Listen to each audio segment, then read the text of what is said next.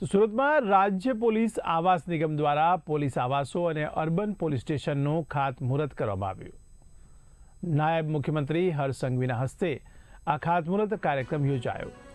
લગભગ 75 કરોડના ખર્ચે આ પોલીસ આવાસો અને અર્બન પોલીસ સ્ટેશન તૈયાર થશે। કોન્સ્ટેબલથી એએસઆઈ સુધીના પોલીસ કર્મીઓ માટે આ આવાસનું બાંધકામ થવા જઈ રહ્યું છે। અઠવા લાઇન્સ, ભેસ્તાન, અમરોલી અને પાલ વિસ્તારમાં આ આવાસો તૈયાર કરવામાં આવશે।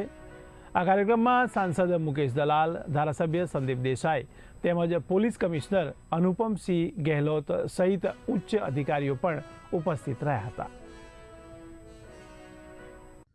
આજે સુરત શહેર પોલીસના મુખ્ય મથક એટલે અઠવા લાઇન્સ ખાતે જો અમારા રહેણાંકના જે વિસ્તાર છે અમારા પોલીસ સ્ટાફ માટે અહીંયા માનની જો નાયબ મુખ્યમંત્રી શ્રી હર્ષભાઈ સંઘવી સાહેબ તરફથી અત્યારે જો એ 75 કરોડ રૂપિયાના કામોના ભૂમિપૂજન કરવામાં આવ્યા, જેમાં આ હેડક્વાર્ટર ખાતે 160 જેટલા જો કોન્સ્ટેબલ્સના ક્વાર્ટરના નિર્માણ થવાના છે, જેમાં 2 આપણા પૂરે પાર્કિંગ બી રહેવાના છે અને 10 સ્ટોરીના જો આ બધા બિલ્ડિંગ રહેશે।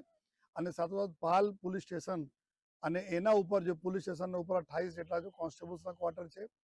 અમરોલી પોલીસ સ્ટેશનમાં જો પોલીસ સ્ટેશનના અંદર જો અમારી જગ્યા છે ત્યાં જો 24 જેટલા સબ ઇન્સ્પેક્ટર્સના ક્વાર્ટર છે જો અને ભેસ્તાનમાં જો 24 કોન્સ્ટેબલનો ક્વાર્ટર, એટલા બધા મળાઈને 224 જેટલા ક્વાર્ટર્સના પોલીસ સ્ટાફ માટે જો 75 કરોડ રૂપિયાના ખર્ચથી જો બાંધકામ શરૂ થવાના છે અને આવનાર લગભગ 1.5 થી 2 વર્ષના અલગ અલગ સમયગાળામાં આ સંપૂર્ણ કામગીરી પૂર્ણ થવાના છે જો તો એના જ માનનીય નાયબ મુખ્યમંત્રી સાહેબ તરફથી એના ભૂમિપૂજન કરવામાં આવ્યા।